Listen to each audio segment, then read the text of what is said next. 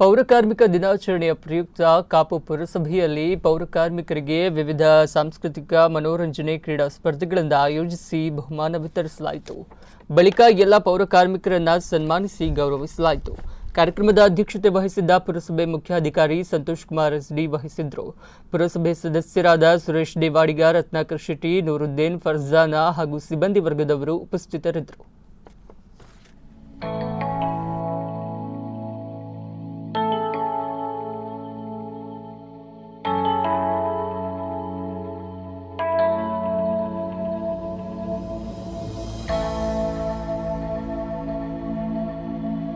September 23 ಪ್ರತಿ ವರ್ಷದಂತೆ ಈ ವರ್ಷ ಕೂಡ ಸರ್ಕಾರದ ಸುತ್ತೋಲೆಯಂತೆ ನಾವು ಪೌರಕಾರ್ಮಿಕ ದಿನಾಚರಣೆಯನ್ನು ಆಚರಣೆ ಮಾಡ್ತಿದ್ದೀವಿ. ಅದೇ ಥರ ಈ ದಿನ ಕಾಪು ಪುರಸಭೆಯಲ್ಲಿ ಪೌರಕಾರ್ಮಿಕ ದಿನಾಚರಣೆಯನ್ನು ನಾವು ಆಚರಣೆ ಮಾಡಿ ಅವರಿಗೆ ಈ ದಿನ ಸಂಪೂರ್ಣ ರಜೆ ಘೋಷಣೆ ಮಾಡಿದೆ ಸರ್ಕಾರ. ಅದೇ ಥರ ಈ ದಿನ ರಜೆ ಘೋಷಣೆ ಮಾಡಿ ಅವರು ಕೆಲವೊಂದು ಕ್ರೀಡಾಕೂಟಗಳನ್ನು ನಡೆಸಿ ಕ್ರೀಡಾಕೂಟದಲ್ಲಿ ವಿಜೇತರಾದವರನ್ನು ಕೂಡ ಈ ದಿನ ನೀಡಿದ್ದೀವಿ. ಮತ್ತು ಏನು ಮಾನ್ಯ ಜಿಲ್ಲಾಧಿಕಾರಿಗಳ ಸೂಚನೆಯಂತೆ ಈಗಾಗಲೇ ಹೆಚ್ಚುವರಿಯಾಗಿ ನೇಮಕಗೊಂಡಿರುವಂಥ ಎಲ್ಲ ಪೌರಕಾರ್ಮಿಕರು. ಬಂಟ್ವಾಳ ಅರಣ್ಯ ಇಲಾಖೆಯ ಮಂಗಳೂರು ವಿಭಾಗದ ವತಿಯಿಂದ ಮಹಾವಾರ್ಷಿಕ ಸಭೆಯು ಕೆಲಿಂಜ ಸಾಮಾಜಿಕ ಅರಣ್ಯ ವಲಯ ಕಚೇರಿಯಲ್ಲಿ ನಡೆಯಿತು.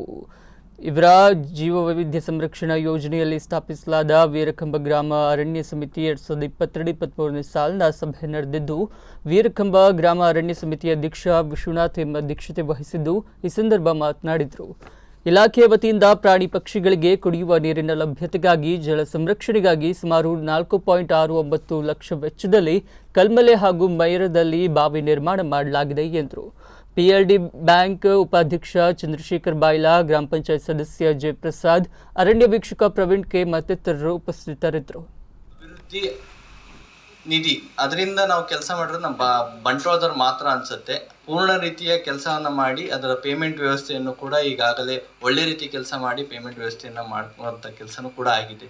ಬೇರೆ ಬೇರೆ ರೇಂಜಲ್ಲಿ ಆಗಿದೆನೋ ಅರ್ಧ ರೀತಿಯಲ್ಲಿ ಕೆಲಸ ಆಗಿದೆ, ಇನ್ನು ಕೂಡ ಮಾಡ್ತಾ ಇದ್ದಾರೆ. ಕೆಲವೊಬ್ಬರು ಪ್ಲ್ಯಾನ್ ಮಾಡ್ತಾ ಇದ್ದಾರೆ. ನಮ್ಮಲ್ಲಿ ಪ್ಲ್ಯಾನ್ ಮಾಡಿ ಇರ್ತಕ್ಕಂಥ ಹಣವನ್ನು ಸದುಪಯೋಗ ಪಡಿಸ್ಕೊಂಡಿರೋ ಒಂದು ಕೆಲಸ ಆಗಿದೆ. ಇದಕ್ಕೆ ಸಹಕರಿಸಿದಂಥ ನಮ್ಮ ಗ್ರಾಮಾರಣ್ಯ ಸಮಿತಿಯ ಅಧ್ಯಕ್ಷರು, ಉಪಾಧ್ಯಕ್ಷರು, ಎಲ್ಲ ಸದಸ್ಯರು ಹಾಗೂ ಶೆಡ್ ಮಲ್ತದ ಸ್ವಉದ್ಯೋಗ ಮಲ್ಪುಗ ಐಟ್ ಸಾರ್ವಜನಿಕರಿಗೆ ಉಪಯೋಗ ಆಪನಂಚಿನ ವಸ್ತುಲೇನು ತಯಾರಿಕೆ ಮಲ್ಪನಂಚಿನ ಕೆಲಸ ಆವಡು ಆ ಒಂಜಿ ಸಂಘ ಕೂಡ ಸದೃಢ ಆಪುಂಡು. ಆರ್ಥಿಕ ಚಟುವಟಿಕೆ ಮಲ್ತೊಂದು ಅವು ಒಂಜಿ ಸ್ವಾಭಿಮಾನದ ಬದುಕನ್ನು ಕಲ್ಪಿಸ ಸಾಧ್ಯ ಆಪುನು ಅನ್ಕೊಂಡು ಒಂಜಿ ಮನಸ್ಸಲ್ಲಿ ಇತ್ತು.